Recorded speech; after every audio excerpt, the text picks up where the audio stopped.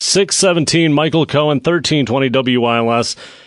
Imagine this. 1 in 3 women that are about to get married actually consider plastic surgery to prepare for the wedding. It's really become quite a thing. About 10% of them actually go ahead and get some kind of cosmetic surgery ahead of simply getting married. These are relatively young women. To talk about just how prevalent this is now becoming, we're joined by Lisa Cobb. She's the owner of Luxury on Lovers. LuxuryOnLovers.com is the name of the website.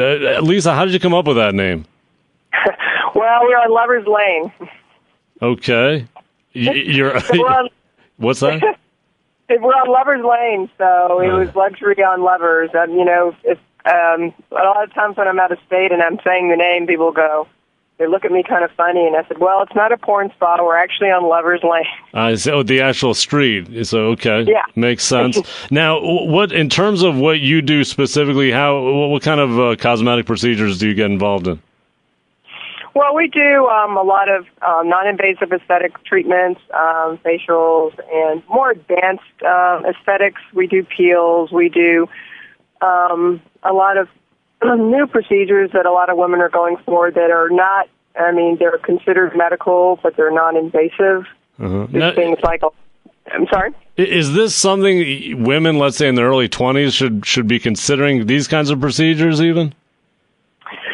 Well, I think a lot of women in their early 20s, we do a lot of injectables, and a lot of women in their early 20s are going for that. Botox, pretty much, even women in their early 20s are doing it. Some is sort of preventative to kind of prevent wrinkles going forward.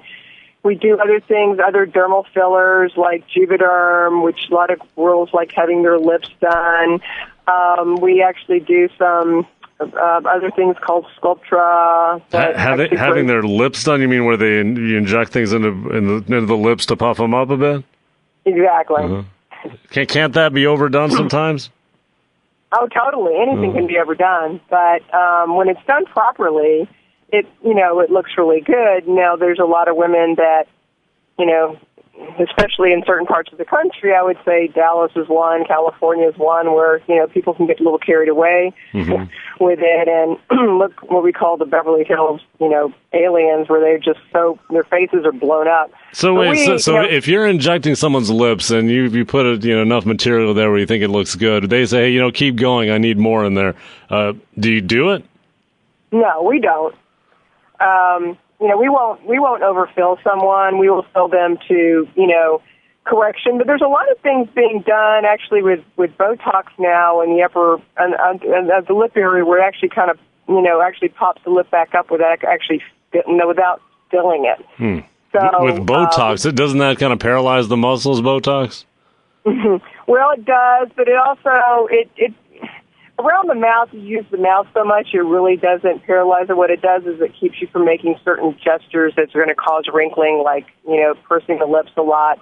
So a lot of younger women don't necessarily have some of those issues, but a lot of younger women are really wanting to do things for their skin. There's a new treatment we have called the Skin Pen, which kind of mimics a laser, but without any downtime. So I think a lot of women are going for laser-type treatment, non-invasive, but yet medical, injections.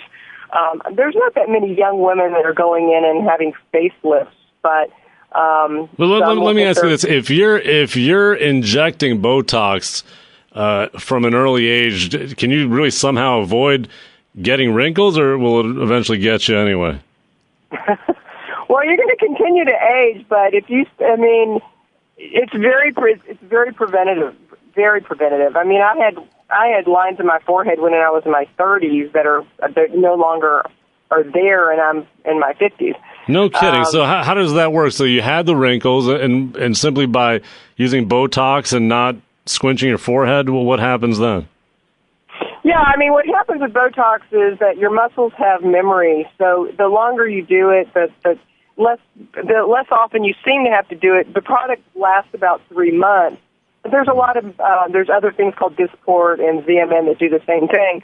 But your muscles have memory, so you get used to not making those gestures. And so when you don't make those gestures as much, it's also just kind of contributing to the fact that you're not furrowing your brow all the time or raising your brow. Yeah, but aren't the wrinkles there already?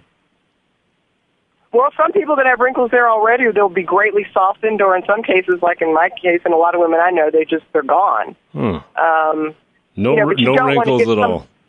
No, I mean, you just don't want to get somebody looking paralyzed or frozen. You can, like I said, you can over-inject anybody, but you can also inject someone naturally, and they just need a little here and there. Let me ask you this: do guys get Botox too?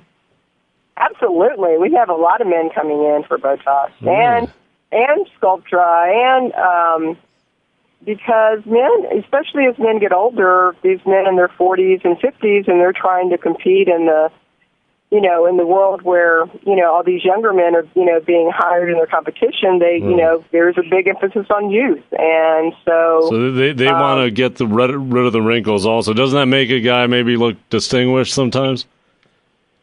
No, yeah. I mean, they're still going to have, it's a matter of fine-tuning and not over-injecting someone.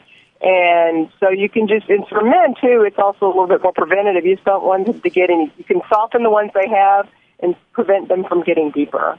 The brides, then, that we hear about, do you see that a lot, these women that are about to get married that want to look perfect on the day? Oh, absolutely. They're doing a lot of things. But, I think the most cosmetic surgery that a young bride would do would usually be breast augmentation or liposuction. Usually it's the body that because their faces are usually with a little Botox and some good aesthetic treatments, they're usually looking good. If they're really wanting to change their body, and a lot of them are wanting to do that, then they'll go under the knife for that. Do you do surgeries there also, or? We don't do surgeries. I mean, my medical director is a plastic surgeon, and he does the surgeries. He does a lot of mommy makeovers. A lot of women that are getting married for the second time. You said you're in your 50s now. Do you have any kind of daily regimen that you do? Oh, of course.